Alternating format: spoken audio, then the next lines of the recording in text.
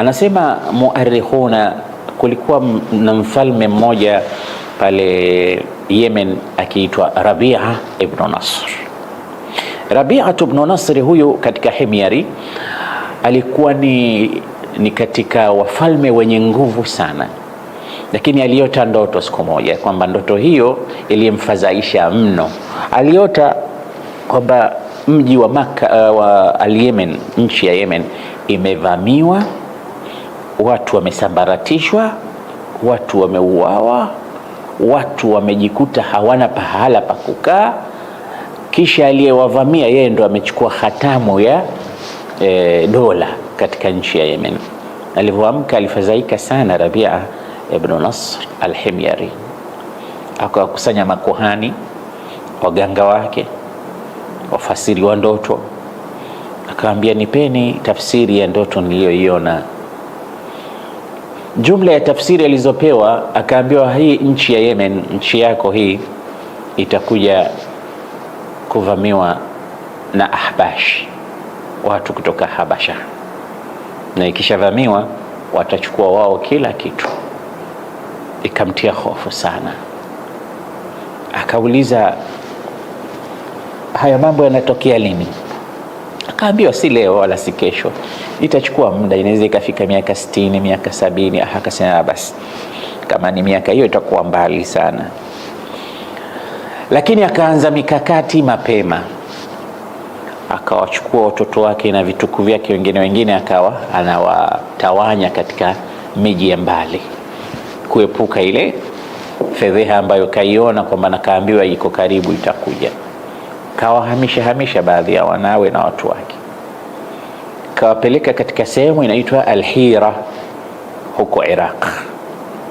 Na wanasema muarikhuna, miongoni mwa vitukuu na vijana watoto wa huyu bwana waliokuwa kule ni mfalme ambaye ametamba sana katika Jaziratul Arab, anaitwa Nu'man ibn al-Mundhir. Ni maarufu sana, tulikuwa tunamsoma katika adab na tarikh. Nu'man ibn al-Mundhir ni katika vizazi vya Rabi'a ibn Nasr al-Himyari. Hawa ni katika wafalme ambao walihama kwa matukio haya ambayo tumeyasimulia, wakapelekwa katika miji mingine. Rabi'a ibn Nasr huyu akaishi katika ardhi ya Yemen, akaishi kisha baadaye akafa. Wakaja watoto wake. Miongoni mwa watoto wake alikuja mfalme very strong akiitwa Tubban Asad, ambaye huyu lile taji la Tubba ambayo tulizungumza ile title, wafalme wa Kirum wakiitwa Kaisar, wafalme wa Kisra Kifursi wakiitwa Kisra, wafalme wa Najashi wa Ethiopia wakiitwa Najashi, na wafalme wa Yemen walikuwa wakiitwa Tubba. Sasa huyu Tubba, hili jina hasa ndo ameliestablish yeye, likawa limemvaa. Wanasema alikuwa ni very rich person, alikuwa ni mtu mwenye kupenda sana kusafiri, na alikuwa amekamata vizuri uongozi wake. Tubban Asad, miongoni mwa siku alikuwa anasafiri kwenda zake Syria, Sham, na baadhi ya watoto wake. Akafikia katika mji wa Yathrib. Yathrib ndo mji wa Madina ya bwana Mtume Muhammad sallallahu alaihi wasallam. Akamwacha mtoto wake pale, yeye akaendelea na safari kwenda Syria. Alipofika Syria akapata salamu huku nyuma kwamba mtoto wake aliingia katika mzozo na watu wa Madina na wakapigana na akauawa. Mtoto wake akauawa, waliomuua ni watu wa pale Yathrib. Yule bwana akarudi na hasira sana kutoka Syria, akaapa, akasema nitaumaliza na kudestroy mji huu kwa kumuua mtoto wangu tu, watakiona cha mtema kuni. Akaja zake Madina, akaanzisha na jeshi lake kubwa kutoka Syria, akaanzisha vita kali sana kuwapiga vita watu wa Madina. Vita viliendelea kwa siku kadhaa. Ulama utarikh wanasema wakati wa mapumziko ya vita, labda watu wanapigana mpaka jioni, kulikuwa kunatokea mambo ya ajabu ambayo si ya kawaida. Mambo gani? Watu wa Madina walikuwa wanawapelekea chakula watu wa Tubban Asad, jeshi lake. Sasa amiri jeshi ambaye ni yeye alikuwa anashangaa, watu tunapigana nao vita, alafu tukiwa tunapumzika wanatuletea chakula, inakuwaje? Wanakula na wao chakula, waone kwamba labda ni sumu au nini. Wanakuta kwamba hao watu wanatufanyia kweli ukarimu, alafu baadaye vita vinaendelea. Wakimaliza vita wanapelekewa chakula. Ikawa hili jambo linamshangaza sana, linamshughulisha huyu bwana, lakini haachi kuwapiga vita kwa sababu wachukue kisasi cha mwanawe. Akauliza watu wanaoishi pale, kaambia hapo pia watu ulama. Sasa katika maisha ya Madina kulikuwa na ahbar wa Kiyahudi ambao Mtume aliwakuta Mayahudi kama tulivyosema, Banu Nadhir, Banu Qainuqa, Banu Quraidha, walihama kutoka Syria wakaja zao wakaishi sana pale Madina, na baadaye wakaishi Khaybar na sehemu nyinginezo. Nasema wapo ulama hapa, basi waiteni, nataka niongee nao, niwaulize kuhusu habari za hawa watu, mbona mimi wananishangaza.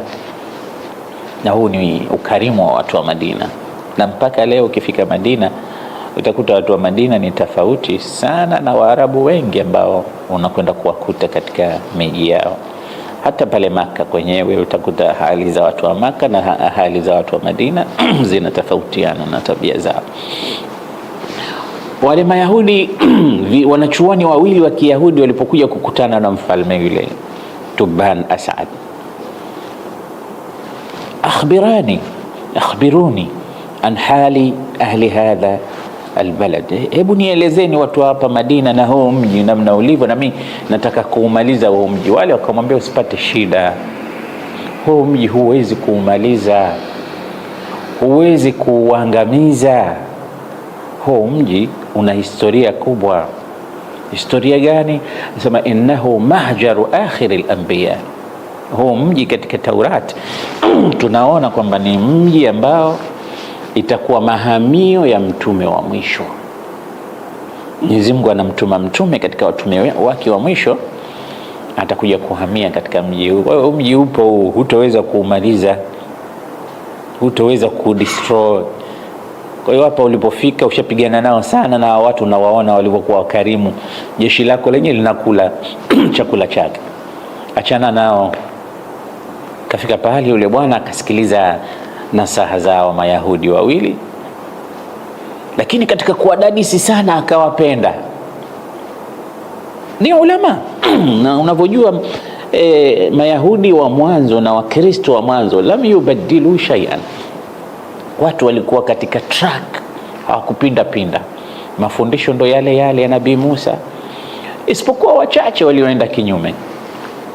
Na hao watu walikuwa miongoni mwa watu wanaojua ukweli, na Mtume sallallahu alaihi wasallam wanamjua kwa sababu amebashiriwa katika Taurat na Injili, wa mubashiran bi rasulin yati min ba'di ismuhu Ahmad. Kwa vitabu vya kale vimemzungumza Mtume, yaarifunahu kama yaarifuna abnaahum, walikuwa wanamjua sana Mtume kama vile wanavyojua watoto wao. Sifa zote za Mtume zimo katika Taurat na Injili. Kwa hiyo anamwambia wewe huwezi kufanya kitu hapa, bora uondoke. Yule mfalme hakutaka kuondoka peke yake, akasema nyinyi lazima niwachukue, twende mkanifundishe namna gani hii dini na hizi Taurat na Injili. Mungu vipi kwa sababu hivi vitu mimi mara ya mwanzo kuvisikia. Akaondoka Madina akiwa pamoja na hawa ahbari al-Yahudi wawili, Hibr au Hibrani min ahbari al-Yahudi. Wakaja zao kutoka Madina mpaka Maka. Karibu na Maka likaja kabila la Hudhail, likakutana na huyu mfalme Tuban Asad. Wanasema muarrikhina, watu wa Hudhail walikuwa wanawachukia sana watu wa Yemen, na walikuwa pia wanawachukia sana Makuraish, kabila la Quraish.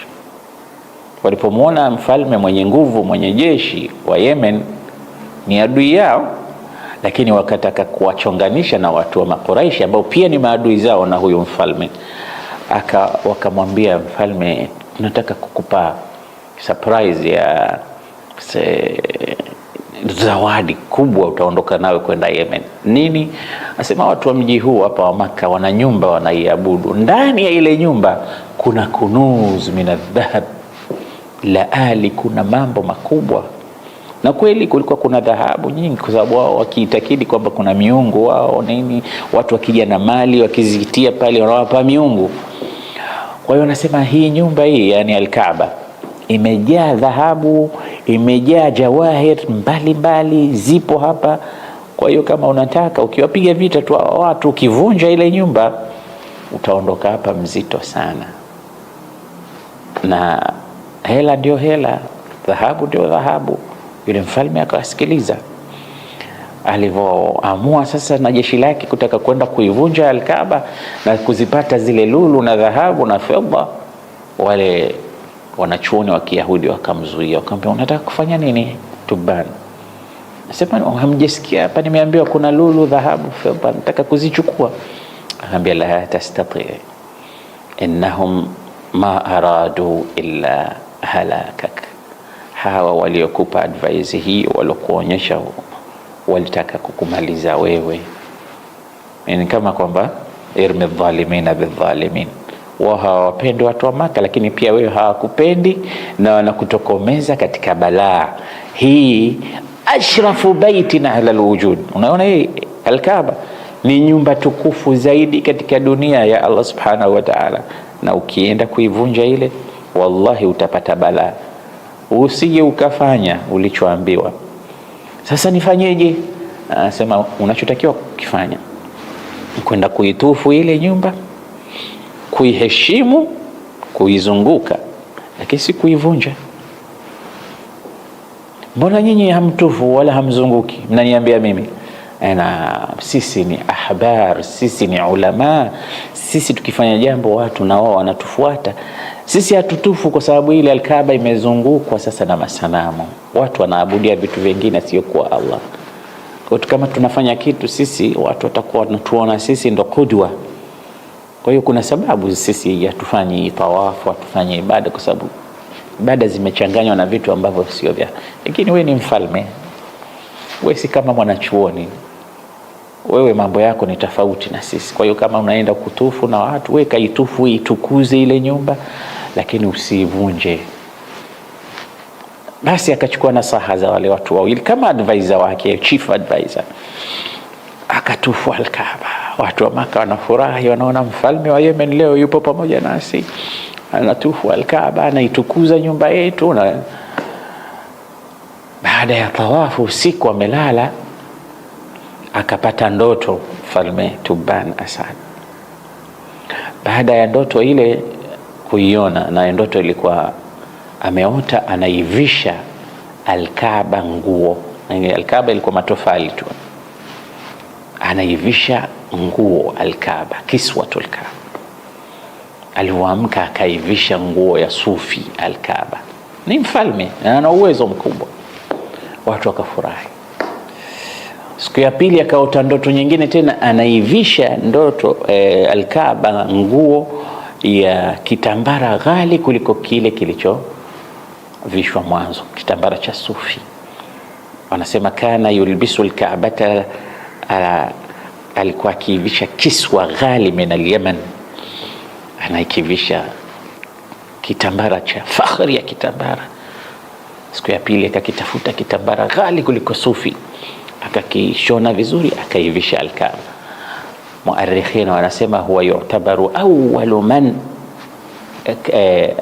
kasa Al-Kaaba, mtu wa mwanzo kuivisha nguo Al-Kaaba ni huyu bwana mfalme wa Yemen Tuban Asad.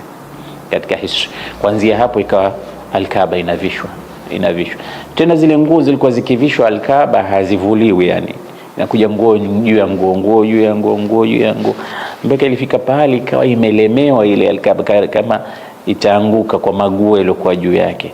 Ikawa sasa ikivishwa nguo zile nyingine zinatolewa, na mpaka leo Al-Kaaba inavishwa nguo. Kuna siku maalum, nadhani mwaka mara moja au mara mbili inabadilishwa nguo ile, mara mbili au mara moja kama sijakosea, inavuliwa, inawekwa kitambara kingine kisafi, nyakati zile za haji na zile nyakati za Rabi' al-Awwal. Watu wanaendelea kuivisha ihtiraman li hadha albayt, kwa kuiheshimu na kuitukuza nyumba ya Al-Kaaba. Tuban Asad baada ya kutufu Al-Kaaba akarudi zake Yemen. Sasa wakati anarudi Yemen, alirudi na hawa ahbari al-Yahud. Nataka nikupe picha vipi Uyahudi ulienea katika nchi hizi. Akaja zake na hawa wanachuoni wa Kiyahudi mpaka Yemen. Alipofika Yemen, raia wake wote akawakusanya, akawaambia nataka muingie katika dini ya hawa watu Yahudia. Watu wa Yemen wakakataa, hatuwezi kuingia katika Yahudia. Mtaingia? Hatuwezi kuingia. Je, mkipata dalili na burhani kwamba mko katika dhalala, nasema hapo tutakubali, lakini tutoe sisi. Walikuwa kiabudia moto katika chumba fulani, moto umewashwa kwa kweli, ukifungua mlango ule moto unatoka. Ukafika pahali wakasema ikiwa tutakwenda kutahakamu fima bainana, katika chumba kile moto ule, tumuombe Mungu mtu ambaye dini yake ni ya batil aunguzwe na moto, aliyekuwa katika haki abakie, moto usimguse. Wakaridhika.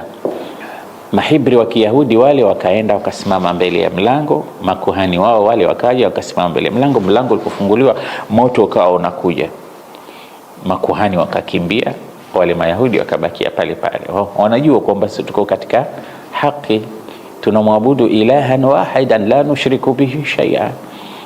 Wale walipokimbia watu wao wakaanza kuwalaumu, mbona mmeondoka, mmetukimbia, mmetuaibisha, hala thabattum, tuone nani yuko katika haki. Siku ya pili wale wakakubali, wakasema leo hatukimbii. Moto ulipotoka ukawaunguza makuhani wale Mayahudi wakabakia hawakuungua. Watu wote waliokuwa katika ile miji wakasema sasa sisi tutawafuata hawa Mayahudi. Hivi ikaenea Yahudia katika miji ya Yemen na baadhi ya Jazira al-Arabia. Lakini dini day by day zinakuwa watu wanabadilika, watu wanaharibu, watu wanafanya mambo ya ajabu ajabu. Ushirikina unarudi kama ilivyokuwa, ndivyo ilivyochukua nafasi hizo. Hata wakipata watu wasawa, baada ya muda wanapotoka wanarudia katika ushirikina wao. Tuban Asad baada ya maisha na yeye aliondoka, alikufa. Wakaja watoto wake waliowarithi. Watoto miongoni mwa watoto waliomrithi Tuban Asad ni mwanawe, alikuwa akiitwa Hassan. Huyu Hassan, ulama utarikhi wanasema alikuwa na ghururi na kujiona kwa hali ya juu. Ilifika pahala katika mamlaka yake akauliza, kuna jeshi lenye nguvu zaidi katika ardhi kuliko la Yemen?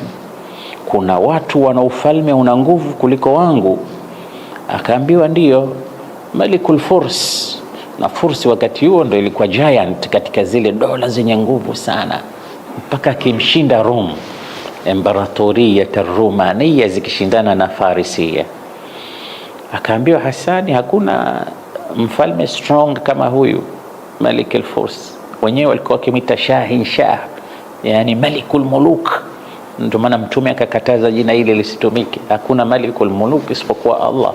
Wanasema alikuwa na taji juu ya kichwa chake kilo 90 za dhahabu. Sasa kilo 90 atazivaaje kwenye kichwa? Alikuwa hazivai, ilikuwa lile taji limekamatwa na minyororo juu ya kichwa chake. Sasa linakuja tu kama linakaa juu hivi, lakini limezuiwa na minyororo.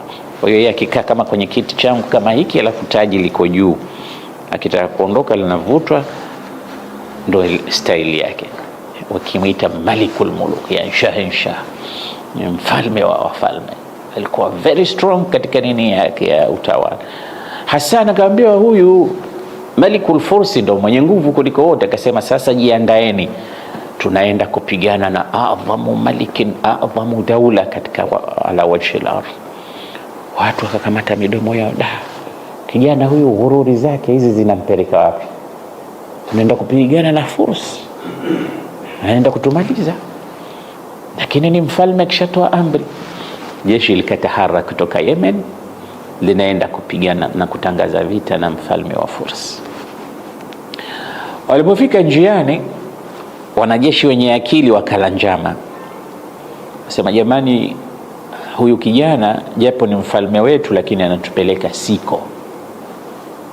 na watu wakawa wanamchukia kutokana na maamuzi yake na tabia yake ya kibri na ghurur. Sasa kila pale alipokuwa akienda katika msafara, ikipigwa mahema wakati wa kupumzika, watu wanapumzika, kila anayepita kwenda kwa mfalme lazima alikuwa anafanywa taftishi. Security ni kali kwa sababu anajua kwamba wengi wanamchukia kutokana na maamuzi yake. Kwa hiyo kule upekuzi ulikuwa mkubwa, haingii ndani mtu mpaka apekuliwe, isipokuwa ndugu yake akiitwa Amr. Yeye alikuwa anaingia tu kwa sababu huyu brother hawezi kufanya kitu chochote. Kwa hiyo wanajeshi wenye akili wakala njama, wakasema jamani, kuliko watu wa Yemen wote kupotea, waangamizwa kwa kibri na ghururi ya huyu mtu, bora tumwangamize yeye. Sasa tutafanyaje? Wakamtafuta ndugu yake ambaye akiitwa Amr. Kaambia Amri, wewe unaona ndugu yako huyu maamuzi yake ni very dangerous, amechukua maamuzi ya hatari, anataka kumaliza watu. Sisi tutaweza wapi sisi kupigana na force? Sasa tunakutaka wewe ummalize ndugu yako, alafu sisi tukubai wewe na tukuvoti kama mfalme wetu, turudi nyumbani, tutakwenda kusagwa sisi na mafursi. Akapewa maneno ndugu, mpaka akakubali, kasema bora. Akaambia basi, akachukua kisu, siku yeye hapekuliwi, anaingia kwenye hema la ndugu yake, faqatalahu, akamuua kaka yake. Jeshi lote likarudi baada ya kujua kwamba shauawa yule bwana, vita tena havikuwepo, wakarudi zao. Akawa kiongozi ni Amr. Amr hakuwa katika hali nzuri baada ya kumuua mama kaka yake.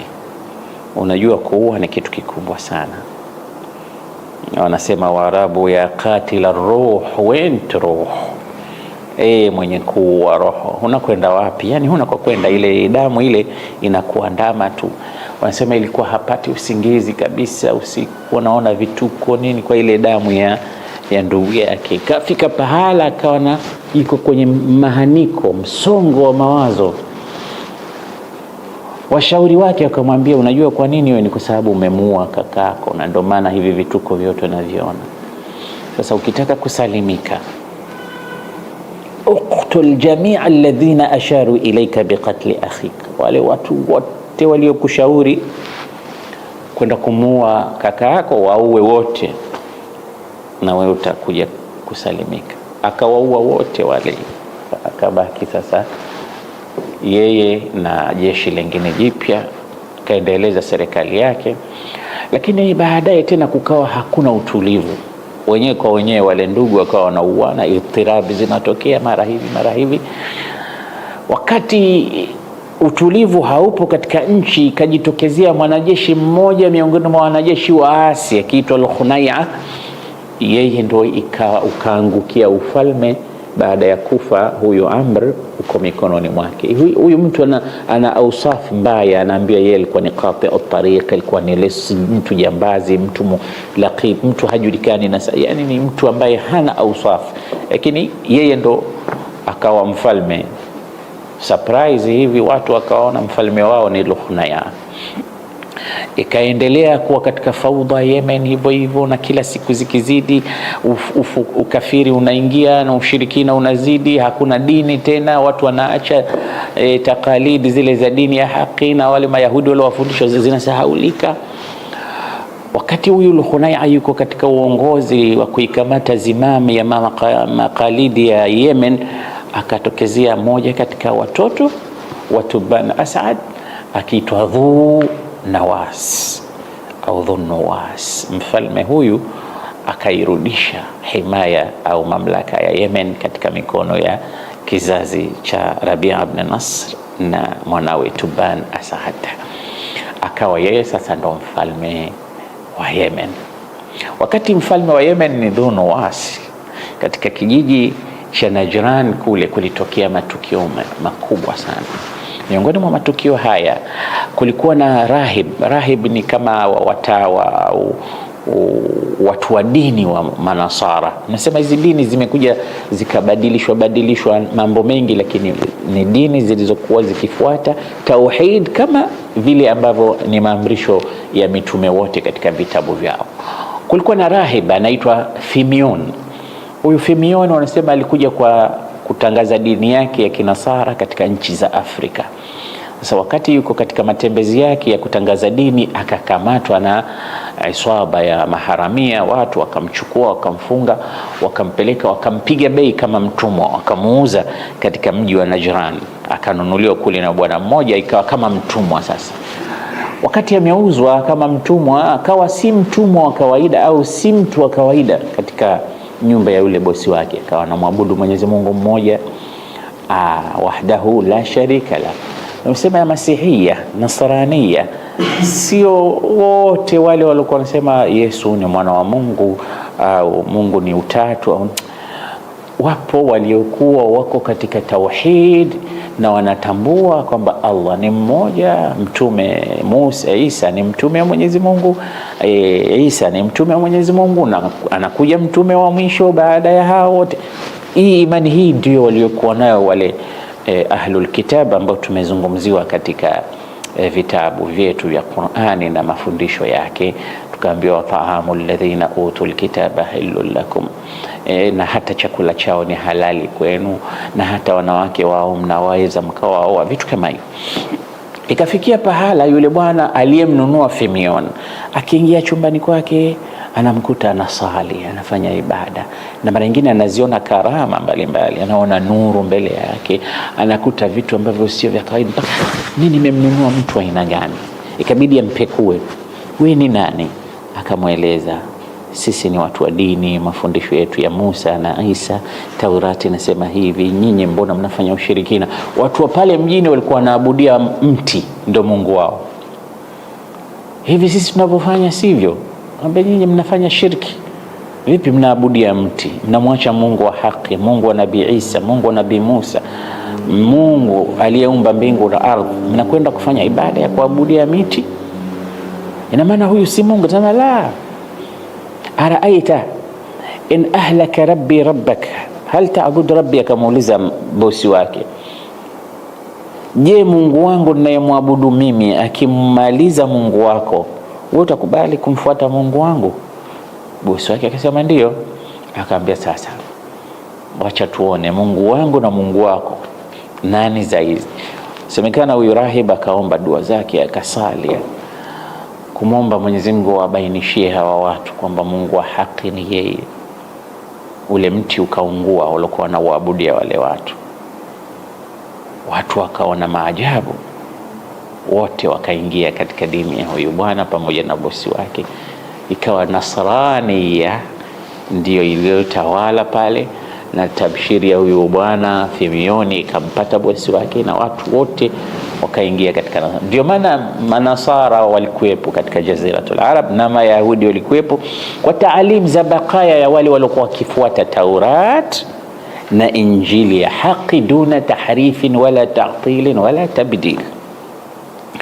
Sasa miji ya Najran ikawa inarindima kwa dhehebu hili la Kinasara. Katika watu waliohama kutoka Najran kuja Yemen, wakaja sasa wakati huku Yemen Uyahudi ulioenezwa umeshaingia ukafiri, ushirikina, umajusi wa kuabudia moto.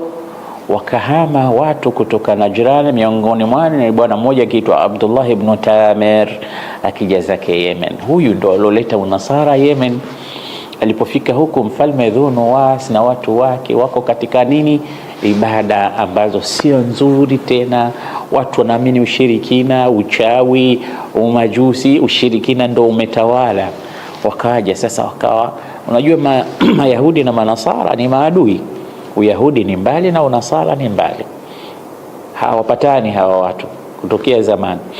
Sasa walipokuja hawa Manasara Yemen na Yahudia ndo wapo kule na washafanya taharifu zao, ikawa hawajitoi uhalisia wao kwamba sisi ni akina nani. Jambo pale mjini, njiani, wakati watu wanapita pita, anasema Mtume sallallahu alaihi wasallam, likatokezea daba inawezekana ikawa joka au mnyama mkubwa akawa kama amezuia njia, watu wakawa wanashindwa kupita.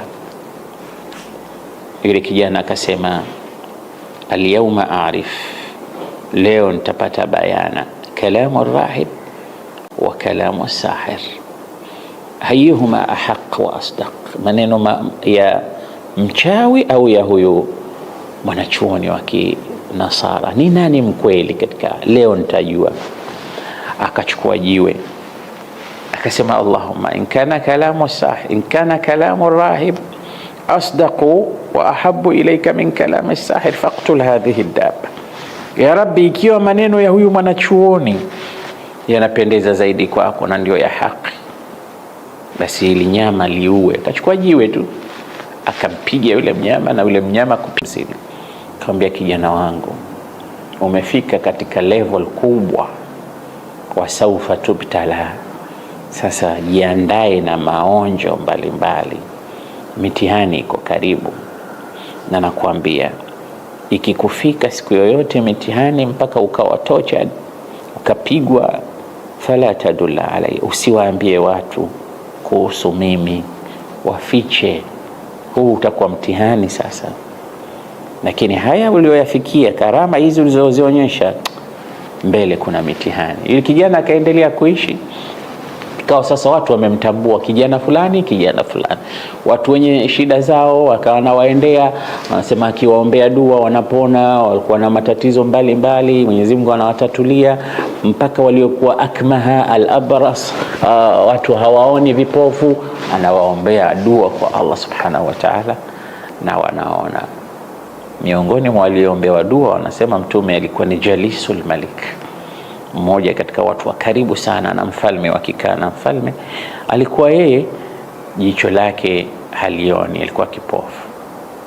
Aliposikia habari za huyu kijana, akampelekea mazawadi chungu nzima, mali, hizi zote ni zako kijana, na mimi uniponye. Yule kijana akamwambia, mimi si kazi yangu kuponya, mimi siponyi watu, innama alladhi yashfi Allah, innama Allahu huwa alladhi yashfi, Mwenyezi Mungu ndo mwenye kuponya watu. Sasa wewe, in amanta billah da'awtu Allah fashafak, kama utamwamini yeye, sio mimi, muamini yeye, mimi nitamwomba yeye, atakuponya. Mfalme akaamini. Alipoamini mfalme, kijana akamwombea dua, jicho lile likarudi, likawa linaona. Akarudi zake kwa mfalme. Siku hiyo anakaa mbele ya mfalme, anamuona macho yake ni mazima. Mfalme alikuwa ashaanza kusikia tetesi za kuhusu huyu mtoto. Anamuuliza jalisuhu, man alladhi radda ilayka basarak, wewe mbona unaona? Dokta gani aliyekurudishia macho yako? Anasema, Allah huwa alladhi radda ilayya basari, Mungu ndo alofanya kazi. Una Mungu mwingine asiyokuwa Mungu wetu sisi? Anaambia, Mungu Rabbi wa rabbuka Allah, Mungu wetu sote ni Allah. Hapana, hapana, sisi ibada yetu, dini yetu nyingine, utarudi katika dini yako ile ile au tutakumaliza. Ni nani aliyekufanyia haya mambo? Akaadhibiwa, akaadhibiwa, akaadhibiwa, mpaka akamtaja yule mtoto. Yule mtoto ndo alonifanyia haya mambo, mimi nikapona. Sasa hayarudi katika dini yako. Akakataa kurudi Jalisul Malik, akauawa.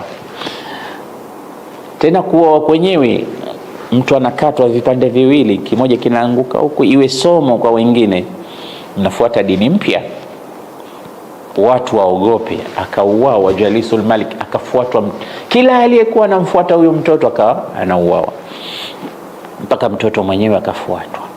Haya mtoto, we kijana, tuambie umeyapata wapi haya?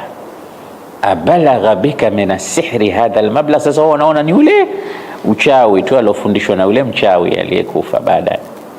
Anaambia, uchawi wako umefika kiwango, unawarudishia watu macho yao, unawaponya wagonjwa waliokuwa ndani mbalanga, umefanya uchawi kama huu? Akaambia, la, si uchawi, wala mimi si kazi yangu, mimi siponyi watu, inama Allah walladhi yashfi wa yubri'u al-akmaha wal abra. Allah ndo kazi yake hiyo. Watu wakimwamini Mungu wanapona, sio mimi, wala ni dua hizi naomba kumwomba Allah jalla jalla. Hapana, tuambie alokufundisha hivi nani? Sema si mchawi, tutaji. Akateswa mpaka fadalla ala rahib, akasema yupo bwana fulani kule ndo alonifundisha hivi vitu. Uchawi mambo haya yote mimi sikuyapata kwa mchawi, nimeyapata kwa yule rahib. Akafuatwa rahib, rudi katika dini yetu, njoo katika dini yetu. Akakataa. Thabat, akapasuliwa pande mbili, manashir, watu wanakatwa kwa msumeno. Akakatwa na yeye bila ya kurudi katika dini ya masanamu, dini ya shirki, akathubutu katika dini ya haki, akauawa. Sasa akabakia yule mtoto, na wewe rudi. Akaambia mimi sirudi. Lakini sasa mfalme akataka kutoa punishment hii, watu wote wapate ibra na mazingatio. Akawaambia jeshi lake, mchukueni mpelekeni mpaka kwenye mlima mrefu juu huko, alafu msukumeni afe kutoka katika jabali ile, akibingiria na kuanguka katika mlima. Wakamchukua wakaenda naye mpaka katika dhirwatul jabal, kisha kufika juu ya jabali pale top kabisa, kutaka kumsukuma yule kijana. Akamwelekea Allah akamwambia, Allahumma kfinihim, ya Rabbi nitoshe na hawa watu bala zao. Fataharaka watazalzala aljabal, jabali likataharaki, katetemeka. Wote waliokuwa pale juu, majeshi yale walikwenda kutaka kumtupa kule, wakafariki, wakadondoka wao. Yule kijana fanazala yamshi, kaenda tena akarudi kule kule kwa mfalme. Mbona hujafa we? Wako wapi watu waliokwenda na wewe? Sema laqad kafanillah, Mungu amenitosha, wamekufa wao. Akamwambia jeshi lingine, mchukueni mtieni kwenye boti, kwenye kidao, mpelekeni katikati ya bahari, kisha mumtose kule alafu mrudi. Wakamchukua mpaka katikati ya bahari, wakafika pale. Kijana akamwelekea Allah, Allahumma kfinihim ya Rabbi nitoshe na balaa na shari zao. Kiboti kile kikataharaki, wale wote wakazama, yeye akabakia, akapiga makafi yake, akarudi tena kule kule kwa mfalme. Tena hakimbii baada ya wale kufa, anarudi kule kule. Mfalme akasema, wewe ni mtu aina gani? Mbona hujafa? Wako wapi? Mungu amenitosha. Kila mbinu unafanya kama, sikiliza mfalme, sikiliza, innaka lasta biqatilin hatta taf'ala ma amuruk. Baba, wewe huwezi kuniua mimi mpaka ufuate instruction nitakazokupa mimi, vigezo na masharti haya fuata. Ukitaka kuniua fuata ninachosema mimi. Nifanyeje? Ngambia, chukua mwili wangu nitundike kwenye mti, alafu chukua watu wakusanye wote. Wakati unaniua, chukua mkuki katika mikuki yangu mimi, ukinirembea, ukinichoma mkuki ile, sema bismillah rabbil ghulam. Ukisema maneno hayo utaniua, hivi hivi huniui. Mfalme kweli akachukua watu akawakusanya, akamchukua akamtundika, akachukua mkuki, watu wote wanatizama, bismillah rabbil ghulam, akamchoma mkuki, kaingia. Yule kijana akafa. Wote walioshuhudia kitendo kile kasema, amanna bi rabbil ghulam, sote tumemwamini Mola wa kijana huyu. Mfalme hakuweza kumuua kijana huyu kwa hila zote alizozifanya, mpaka mwisho alivyomwambia fanya hivi, basi sote tumeacha dini ya mfalme, tumeamini dini ya kijana huyu.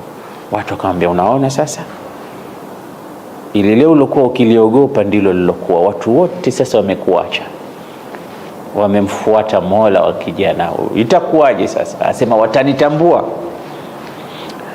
Wakachimba mashimo sasa, jeshi lake na mfalme ukachimba mashimo, akhadid au ukhdudi zikachimbwa, ukawashwa moto. Akaba kila aliyeingia katika dini ya kijana huyu rabbul ghulam, mtieni katika moto. Watu wakawa wanaletwa makundi, utarudi katika dini? Hutaki? Sitaki, motoni. Wakati wa motoni, wanatiwa motoni. Anasema mpaka amekuja mama na mtoto mgongoni. Mama anataka kurudi nyuma kwa sababu ya mtoto. Mtoto mdogo huyu, dhambi kosa lake nini? Bora nikubali miungu hawa kumwokoa mtoto. Inasemekana mtoto akasema, yuko mgongoni, mtoto mdogo hajaanza kusema, akasema ya umma innaki ala haq, mama nenda kama walivyokwenda wenzako, ingia wewe uko katika haq, wala usigatigati, ingia.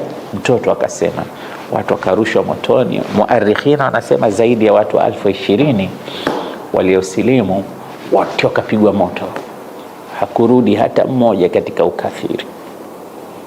Allah kakisimulia kisa hiki katika Qur'an, anasema was-samai dhatil buruj wal yawmil maw'ud wa shahidin wa mashhud qutila ashabul ukhdud an-nari dhatil waqud idh hum 'alayha qu'ud wa hum 'ala ma yaf'aluna bil mu'minina shuhud wa ma naqamu minhum illa yu'minu billahi al-aziz al-hamid.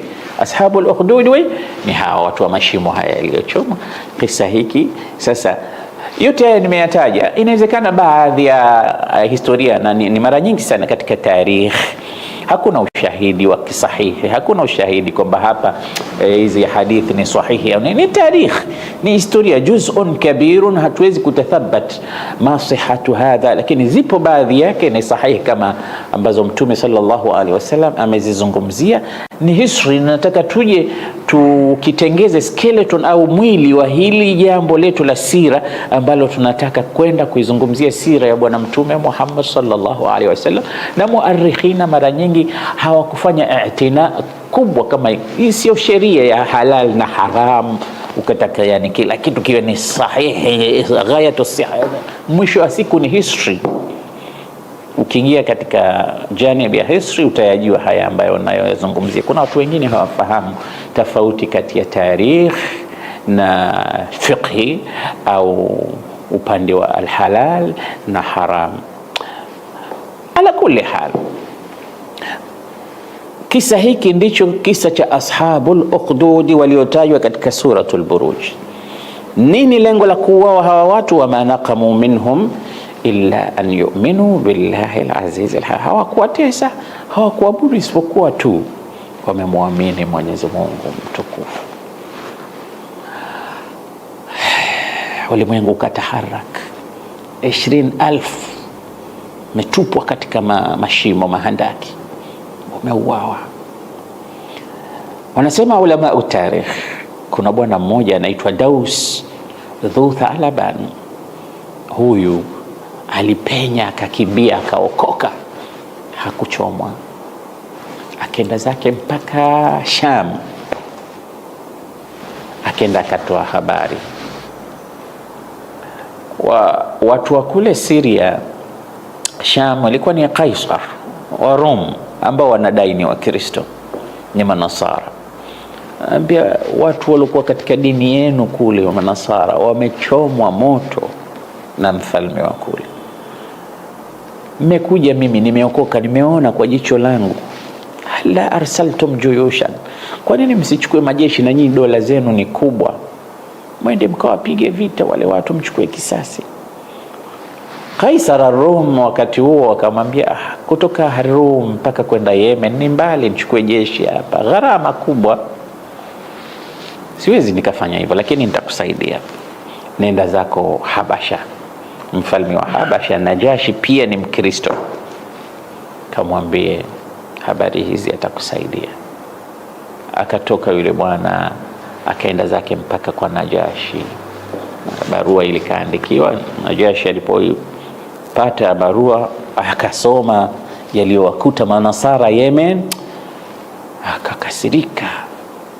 Msema watu waliomwabudu Mwenyezi Mungu wanachomwa kiasi hiki. Anasema muarikhun aliunda jeshi la watu 70,000,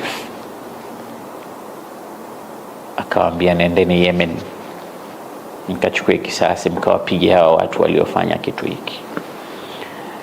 Jeshi likaundwa kutoka Ethiopia, Habasha, lina watu 70,000. Kiongozi na kamanda wa jeshi alikuwa akiitwa Aryat, na msaidizi wake akiitwa Abraha. Unaona sasa ili jina Abraha wengi tunalijua, Abraha al-Habasha. hapa nilitaka kukupa picha wapi sasa tunaelekea. Nimetaja hii taarikhi yote ina ilaka gani na historia ya Bwana Mtume Muhammad sallallahu alaihi wasallam. Wewe umesikia katika sira ya Bwana Mtume kazaliwa katika mwaka unaitwa Amal Fil, wasummiya amu wiladatihi Amal Fil lianna malika al-Habasha Abraha arada an yahdima al-Kaaba, kwa sababu mfalme wa Habasha aliyemtuma Abraha alitaka kuivunja al-Kaaba. Ile jina Abraha unalisikia. Kwa hiyo jeshi lililotumwa kutoka Habasha lilikuwa likiongozwa na mtu anaitwa Aryat, commander chief wa jeshi hili, na mwanajeshi msaidizi alikuwa akiitwa Abraha. Wakaja zao wakavuka maji, unajua jazira al-Arab kutoka Ethiopia unavuka masufun, kaingia mpaka Yemen, wakaenda kukutana na Dhunuwas. Vita kali katambwana, watu walipigwa vita Yemen, jeshi la Dhunuwas likasambaratishwa, na yeye mwenyewe hakukamatwa, wanasema wala hakuuawa, bali alipoona sasa anashindwa akaenda akajitosa baharini, famata ghariqan, akafa kwa kughariki katika maji.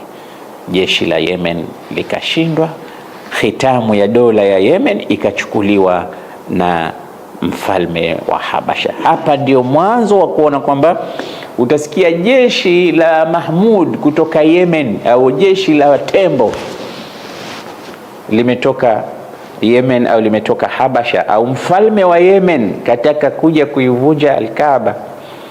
Yote hii ni kwa sababu wanajashi walikuja wakavamia Yemen, walikawapiga watu wa kule, wakatawala wao ufalme, wakachukua wao. Abraha pamoja na Aryat wakawa wapo katika ushindi mkubwa wa kuhukumu Yemen. Ikafika pahali wao wenyewe wakaanza kuzozana, watu wawili hao. Unajua tena pahala pakishakuwa na uongozi, marafiki wanageuka na kuwa maadui. Kitu mmepigania wote, baadaye unaanza kuwatenga wenzako. Kisha kuwa mafanikio tayari unawafukuza au mnawaua, unawafanyia hila, mbinu mbalimbali. Ndio mambo ya kidunia yanapokuwa, wengi ambao hawana ikhlas. Abraha na Aryat wakawa na makundi sasa. Jeshi hili likawa na makundi mawili. Ikafika pahala wanasema bwana, majeshi mawili haya yote kutoka Habasha yakasimama wajhan biwajhin kutaka kutwangana, wanapigana sasa. Silaha zimeshabebwa, sisi tuongoze, sisi kiongozi mimi Wanajeshi hawa wawili wakubwa, Abraha pamoja na Aryat, wakaambizana, wakazungumza, wakasema kuliko tupigane jeshi lote watu wafe, bora tupigane mimi na wewe tushuke katika mubaraza, atakayeshinda mimi au wewe atachukua yeye uongozi badala ya kuwapiganisha watu. Watu wakaona rai nzuri, kila mmoja katika viongozi akaikubali. Abraha akakubali na Aryat akakubali, wakaingia vitani, wakapigana kwa panga zao, wakapigana. Aryat akaenda akampiga upanga Abraha katika pua, akamjeruhi. Ndio maana Abraha anaitwa Abrahatu al-Ashram. Ashram manake al-majruh, ndio jina la Ashram likatoka pale baada kujeruhiwa. Na mara nyingine mtu akishapata pigo anakuwa shujaa. Abraha alipojeruhiwa kwa upanga ule, akabadilika katika mapigano, akapambana mpaka akammaliza Aryat, akashinda. Abraha akawa yeye ndo kiongozi sasa, watu wote wakambaye, wakamvutia, akawa kiongozi, mfalme wa Yemen. Baada ya kuwa kiongozi, ikawa ana dhulumu watu, anawafanyia watu ugaidi, anawafanyia watu ubaya. Mfalme wa Habasha mwenyewe sasa, mfalme aliyetuma ile jeshi, Najashi wa kule, akaapa, mimi nasikia huyu bwana anawadhulumu wenzake, na kapigana na wenzake, kamuua Aryat, kamanda wangu niliyemteua, kachukua yeye hitamu ya mambo. Akaapa akasema, nitakwenda mwenyewe Yemen, ni ukanyage mchanga wa Yemen. Nikifika nitampiga Abraha vita, kisha nitamnyoa nywele zake, ishara ya kumdhalilisha mbele ya watu. Abraha akazipata salamu kwamba mfalme wa Najashi, mfalme wao, kaapa. Ili bwana likatumia akili kidogo na hikma, akachukua mchanga wa Yemen, akamwambia kinyozi ninyoe nywele zangu. Akamtuma msafiri, safiri nazo, nenda Habasha, mpelekee bwana wangu An-Najashi, mwambie Abraha anakuambia hivi, hadha turabul Yaman wa hadha sha'ri, kiapo chako ulichoapa usijipe shida kwenda Yemen kukanyaga mchanga wake. Mimi nakuletea huko mchanga wa Yemen huu hapa, ukanyage, na nywele zangu ulizotaka kuzinyoa nimeshazinyoa mwenyewe, nakuletea. Huna haja ya kuja huko, yani mimi niko chini ya amri yako, usije huku. Ile roho yake Najashi kidogo ikarudi kwa na huyu bwana kasalima. Basi sasa katika kutaka kuonyesha Abraha kwamba yuko chini ya amri ya mfalme, akatengeza kanisa kubwa kalita Qulais pale Yemen. Lengo lake anasema ile Al-Kaaba kule watu wanaoitukuza na nini, nataka wote mahujaji sasa wahamie huku, waje wawe wanahiji huku. Hili namfanyia mfalme wangu. Ili unajua watu kutaka kujipendekeza kwa wakubwa hufanya baadhi ya mambo kwa ajili ya kuwafurahisha watu. Basi mimi najenga ili bwana wangu huyu afurahi. Maana watu wasende tena Maka kwa ajili ya kufanya ibada zao, waje huku wawe wanafanya ibada zao huku. Miongoni mwa watu wa Nasi kule Maka waliosikia habari hizi wakasema, huyu bwana sasa anatuchokoza. Hii nyumba yetu, nyumba ya Mungu hii, wanataka kuipiga vita kwa staili mbalimbali. Nasikia kumejengwa kanisa huko kubwa Al-Kaaba, yani Al-Kaaba isizuriwe tena. Akaondoka bwana mmoja kutoka bara Arabu, akaja zake mpaka Yemen, akaingia kwenye lile kanisa, akenda akafanya haja katika sehemu wanaofanya watu misa pale, kisha akachukua uchafu wake ule akaupaka kwenye kuta zile. Asubuhi watu wakienda kule wanakuta uchafu umetapaka. Yani amekwenda kulidhalilisha. Watu wakauliza ni nani aliyefanya hivi? Wakaambia bwana, yupo Mwarabu mmoja katoka Maka huko, Ahlun Nasia, amekuja kufanya haya. Ala, basi na mimi nitakwenda kuivunja nyumba yao Al-Kaaba. Ndipo lilipoundwa jeshi. Jeshi hili ndilo lilojulikana katika tarikh Ashabul Fil, kwa sababu katika jeshi hili Abraha kulikuwa na ndovu mkubwa, na mandovu ndo walikuwa wanatangulia jeshi. Ndovu anaitwa Mahmud aliandamana nao. Hili jeshi likaundwa. Tuliacha hili jeshi linaundwa. Insha Allah kesho biidhnillahi tabaraka wa taala, nadhani umeshapata idea malamihu ya kisa cha sira ya bwana mtume, umeshakiona kilivyojitengeza na wapi tumetoka. Na Mwenyezi Mungu insha Allah akitupa uhai, kesho biidhnillahi tabaraka wa taala tutaanzia hapa, vipi jeshi la Ashabul Fil lilivyotaharak kwenda Maka kwa ajili ya kwenda kuivunja Al-Kaaba. Mwenyezi Mungu atujalie min alladhina yastami'una alqawla fayattabi'una ahsana. Aqulu qawli hadha astaghfirullaha li wa lakum fastaghfiruhu faya fawza almustaghfirina wa ya najata at-taibina. Wassalamu alaykum wa rahmatullahi wa barakatuh.